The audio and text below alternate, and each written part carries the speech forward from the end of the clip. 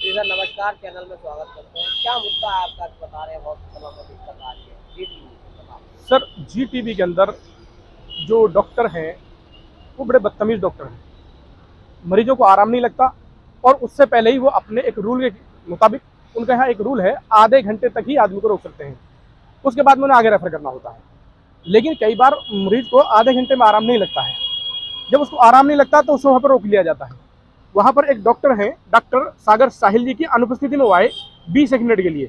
उन्होंने एक दवाई लिखी और मेरे मरीज से कहा कि भाई आपका जो मरीज है इसको आप लेकर के जाइए। मैं कहा जी मान्यवर, जब इसका जो दर्द बंद हो जाएगा क्या ये कम हो जाएगा। मरीज का क्या नाम है, क्या आपके रिलेशन है, मरीज क्या का नाम बीमारी है? मरीज का नाम तो रुखसार है, मेरी वाइफ है और मैं उनका इलाज कराने के लिए मैं 2 जगह जाता हूँ। क्या बीमारी है? उनको पेट से संबंधित बीमारियां हैं और उनका इलाज चलते हुए लगभग 1.5 साल हो गए।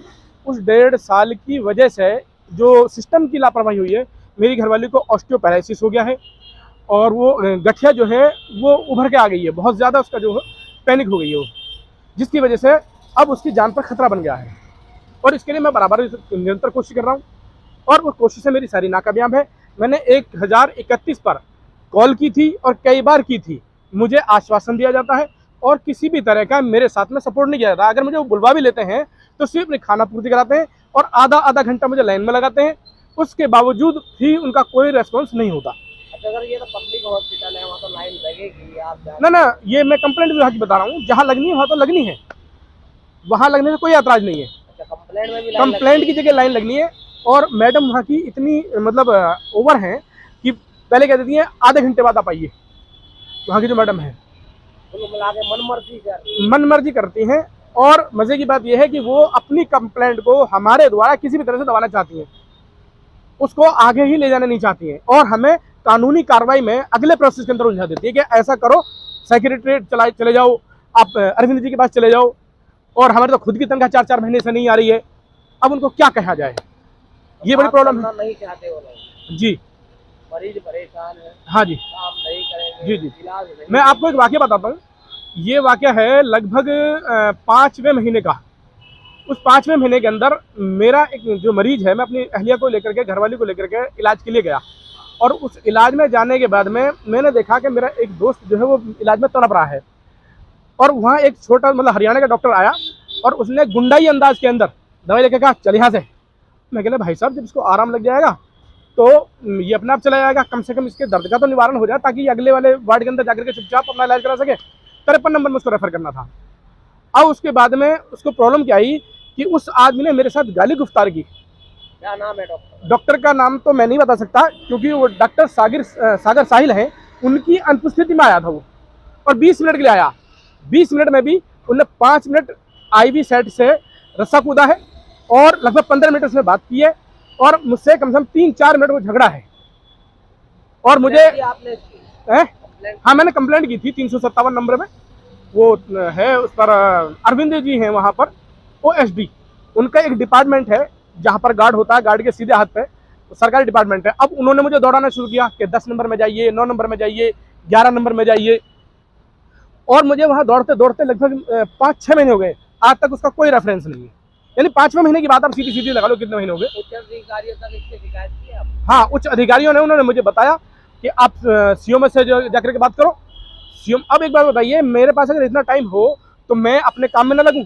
मुझे रोजी रोटी की भी कमानी है, मेरी छोटी सी मजदूरी है, मैं उस मजदूरी के अंदर मतलब उनकी कंप्लेंट करता फिरूं या मैं उनको अपनी घरवाली का इलाज कराऊं या मैं प्राइवेट में उनके जो वो कराऊं, उसका एक्स्ट्रा कराऊं। अच्छा, सरकार तो दावे बड़े बड़े करती है कि हमारे हॉस्पिटल में सारी सुविधाएं हैं और इतनी नहीं मशीनें खराब बता रहे हैं। हाँ, सुविधाओं की, मशीनें हाँ खराब। सुविधाओं की तो कह सकते हैं, लेकिन सुविधाएं जब तो खराब हुई है, सुविधाएं तो थी, इससे तो इनकार नहीं किया जा सकता, लेकिन उसका कोई फिलहाल में लाभ नहीं है। 4-4 महीने हो गए हैं। इसके लिए मैंने कई लोगों से शिकायत की, अन्य जो लोग हैं वहाँ पर। कौन कौन सी मशीनें खराब कर रही है? सिटी स्कैन खराब है राजीव गांधी के अंदर, इंडोस्कोपी खराब है राजीव गांधी सुपर स्पेशलिटी ताहिरपुर वाले के अंदर, और आपका सिटी स्कैन खराब है। अच्छा, दूसरी बात यह है कि और भी अन्य उपकरण खराब है। जब उनके पास में जाते हैं तो कहते हैं सर आपकी बड़ी मेहरबानी होगी अगर आप ही ठीक करा दें। अब अगर मुझे ठीक कराना है तो मैं ही चेयरमैन बन जाता हूँ वहाँ का, मैं मुझे बनाओ चेयरमैन, मैं अपना आप देखूंगा। गरीब आदमी हॉस्पिटल में सरकारी में ज्यादा इलाज करा ले, जी। और डॉक्टर भाई अपना टॉप देते हैं, भाई ये चीजें खराब है। नहीं, डॉक्टर क्या कहेगा? डॉक्टर तो कहेगा जी बस लिख दिया, अगर आप दिल्ली के निवासी हैं तो मुझे वोटर कार्ड दे दीजिए, मैं डाक से करा देता हूँ। लेकिन प्रॉब्लम ये आ रही है कि हम लोग जो शहीद नगर में रहते हैं, वोटिंग हम शहीद नगर में करते हैं, और रेजिडेंस हमारा जो है, सारे प्रूफ जो है हमारे, हमने किराए पे मकान ले रखा है। लेकिन इलाज के लिए तो देश में कहीं भी आप इलाज कर हाँ, इलाज के लिए जा सकते हैं, और इसी वजह से वो हमें घुमाते हैं, हमारा नाजायज फायदा इसलिए उठाते हैं। और एक आदमी तो ये कह रहा है कि भाई योगी से बोलो इस बारे में।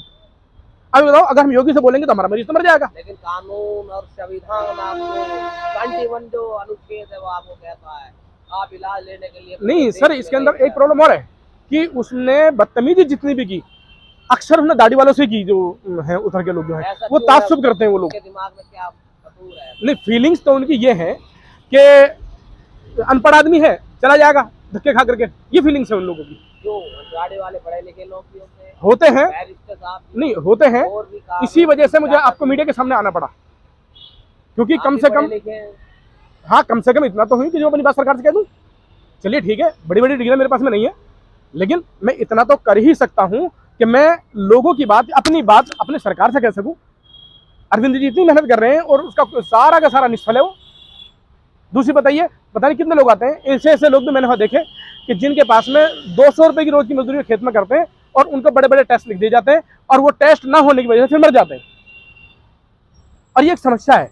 इसके लिए मैं माननीय केजरीवाल साहब से ये बात दरखास्त करूँगा कि केजरीवाल जी आप बहुत अच्छा काम कर रहे हैं, लेकिन आप अपनी जो सक्रियता है उसको बढ़ाइए और लोगों को जिम्मेदार बनाइए। मैं समझ सकता हूँ अभी प्रॉब्लम क्या है, लेकिन उसके बावजूद भी आपको कहीं ना कहीं ऐसे स्टैंड लेने पड़ेंगे जिससे कि गरीब आदमी का कुछ भला हो सके।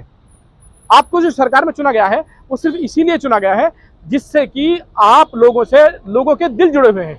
तो अरविंद सरकार तो बड़े बड़े दावे कर दिए हैं, मोहल्ला क्लिनिक खोल दिए हैं, मोहल्ला क्लिनिक में ऐसे में क्या है, कुछ लोगों ने, लेकिन दिल्ली निवासियों के लिए बनाए सारे। हाँ दिल्ली निवासियों के लिए बनाए, उसमें बाहर के जो लोग हैं वो अच्छी तरह से बेनिफिट नहीं ले पाते हैं उनका। लेकिन फंडामेंटल राइट तो है उनका। हाँ फंडामेंटल राइट है, लेकिन वो उसका आप इलाज कहीं भी, क्यों नहीं इलाज मिलता? नहीं वो कहते हैं कि हमारा वोटर, पहले हम अपने वोटर को देखेंगे, हम केंद्र से हमारे को मदद मिलती नहीं है, और इसलिए हम जो है पूरे देश के लोगों को नहीं देख सकते। नहीं ऐसा कोई नहीं, कुछ है इसमें मामला गलत है। नहीं, ये जो लोग हैं पहुंच जाएगा, उसका इलाज किया जाएगा, ये नियम है। मैं मानता हूँ ये नियम है, लेकिन अब मैं इन लोगों को बता भी नहीं सकता नाम खोल करके ये लोग कह रहे हैं, क्योंकि उनकी इतनी फाइनेंस नहीं है कि अगर उनको कार्रवाई हो तो वो जाके शाम को रोटी भी खा लें। क्या कहना चाहेंगे आप सरकार से? मैं सरकार से कहना चाहूँगा, इस डिपार्टमेंट में सभी संबंधित अधिकारियों से मैं ये बात कहना चाहता हूँ कि इसको आप अपने संज्ञान में लेकर के बहुत तेजी से कार्रवाई करें। मुमकिन है आपकी थोड़ी सी जो परवाह है, आपकी थोड़ी सी जो केयर है